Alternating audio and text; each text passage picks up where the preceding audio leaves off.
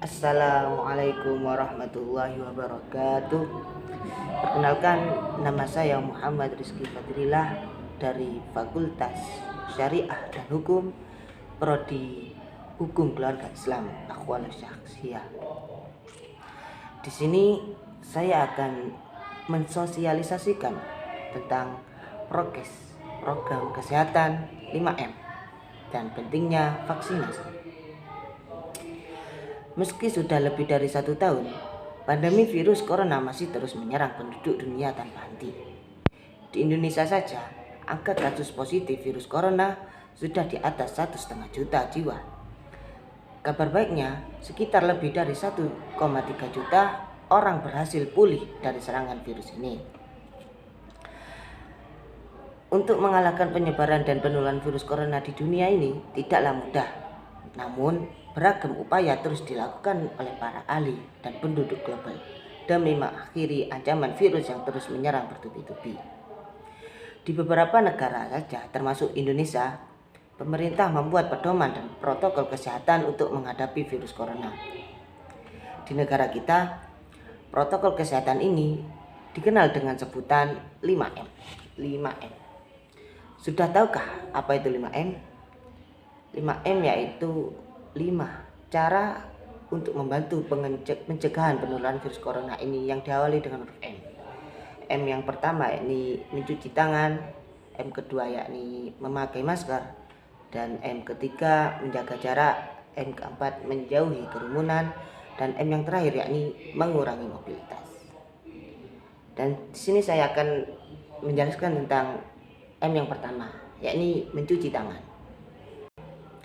Rutin mencuci tangan hingga bersih adalah salah satu protokol kesehatan yang cukup efektif untuk mencegah penularan virus corona. Untuk hasil yang maksimal, kita disarankan untuk mencuci tangan setidaknya selama 20 detik beberapa kali sehari, terutama saat sebelum memasak atau memakan, setelah menggunakan kamar mandi, dan setelah menutup hidung saat batuk ataupun bersin.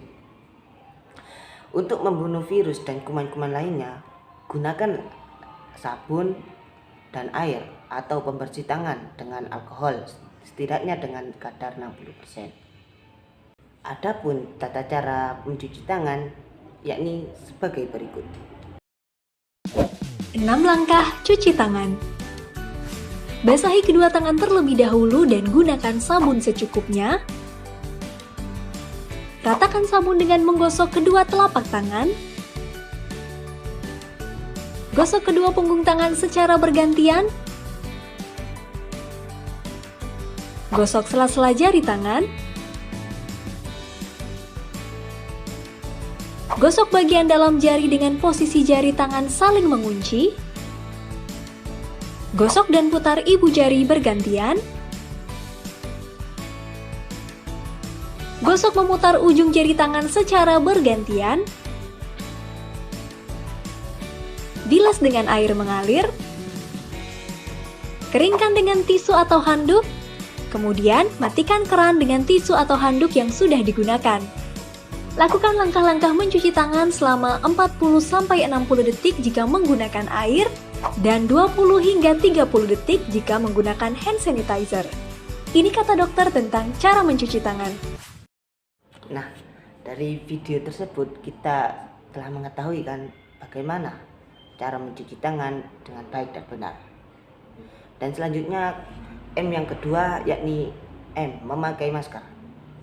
Pada awal pandemi virus corona tahun lalu, Organisasi Kesehatan Dunia atau WHO mengatakan bahwa penggunaan masker hanya direkomendasikan untuk orang sakit saja, bukan orang sehat. Akan tetapi beberapa waktu selang, WHO akhirnya mengeluarkan himbauan agar semua orang, baik sehat ataupun sakit, agar selalu menggunakan masker saat beraktivitas di luar rumah. Kebijakan WHO ini juga sempat ditegaskan oleh Presiden Joko Widodo. M yang ketiga yakni menjaga jarak. Protokol kesehatan lainnya yang perlu dipatuhi adalah menjaga jarak.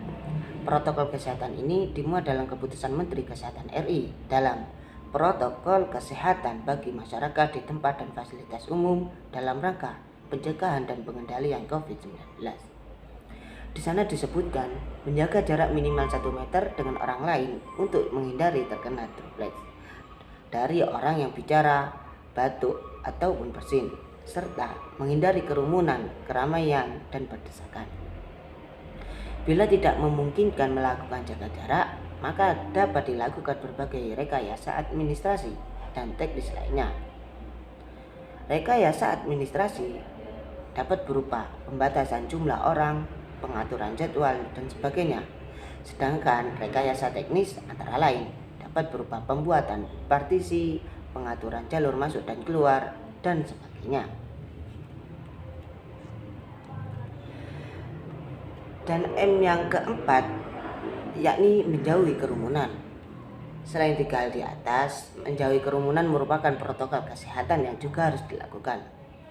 Menurut Kementerian Kesehatan RI Kemenkes, masyarakat diminta untuk menjauhi kerumunan saat berada di luar rumah.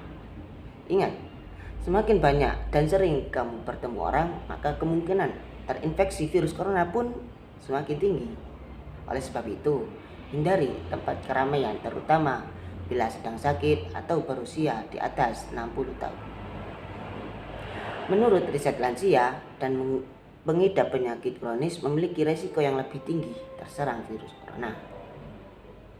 Dan M yang terakhir yakni mengurangi mobilitas. Virus penyebab corona bisa berada di mana saja. Jadi, semakin banyak dirimu menghabiskan waktu di luar rumah, maka semakin tinggi pula terpapar virus jahat. Oleh karena itu, bila tidak ada keperluan yang mendesak, tetaplah berada di rumah, stay at home. Menurut Kemenkes, meski sehat dan tidak ada gejala penyakit, belum tentu dirimu pulang ke rumah dengan keadaan yang masih sama. Pasalnya, virus corona dapat menyebar dan menginfeksi seorang dengan cepat. Yuk, terapkan protokol kesehatan 5M untuk mencegah penularan dan penyebaran virus corona di Indonesia. Selain itu, jangan pula lupa untuk melakukan peningkatan sistem kekebalan tubuh agar terhindar dari infeksi COVID-19. Masalah berikutnya, kami akan menjelaskan tentang pentingnya vaksinasi. COVID-19 telah menimbulkan banyak kerugian di hampir semua negara di dunia. Dari anak-anak hingga kalangan lanjut usia, tak luput dari ancaman penyakit dari virus corona ini. Maka, ketika muncul kabar bahwa telah tersedia vaksin COVID-19, banyak orang yang bersukaria. Kehadiran vaksin ini memantik harapan untuk pemulihan kondisi global. Meski begitu, vaksin COVID-19 bukanlah jaminan virus corona akan segera musnah dari muka bumi ini. Tak ada pula yang dapat memastikan kapan vaksin akan menghentikan penularan virus ini demi mewujudkan harapan pemulihan itu. Butuh peran serta aktif masyarakat di seluruh dunia untuk mendapatkan vaksin virus corona, termasuk di Indonesia. Berikut pertanyaan yang sering kita tanyakan terkait vaksin COVID-19. Mengapa kita harus melakukan vaksin COVID-19? Gini jawabnya. COVID-19 bisa menimbulkan komplikasi yang serius dan mengancam jiwa, dan tidak ada yang sepenuhnya aman dari penularan virus tersebut. Dari satu saja orang yang terinfeksi COVID, terdapat potensi penularan terhadap puluhan orang lain, bahkan lebih. Vaksin COVID-19 ini berfungsi menekan potensi itu. Ketika seseorang terinfeksi virus corona, sistem imun alias antibodinya telah dapat mengenali virus itu, sehingga kemungkinan tertular lagi lebih kecil.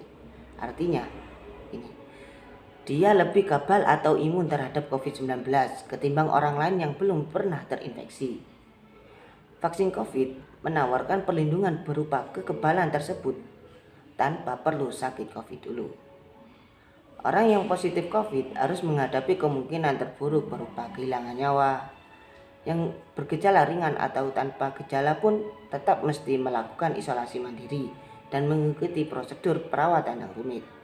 Bila mendapatkan vaksin COVID, kita tak perlu mengalami masa-masa sulit dan berisiko itu untuk memperoleh kekebalan terhadap virus corona. Dari pernyataan-pernyataan tadi, ayo kita lakukan vaksin COVID-19 agar tubuh kita kebal, dapat membentengi dari virus ini, COVID. Toh apa salahnya sih kita melakukan vaksin? Vaksin itu gratis kok. Berada di mana-mana, di puskesmas, di lembaga-lembaga, bahkan di UIN Malang pun sudah mengadakan vaksinasi COVID-19. Nah, mungkin itu saja dari saya. Kurang lebihnya mohon maaf. Wabillahi taufiq wal hidayah. Wassalamualaikum warahmatullahi wabarakatuh.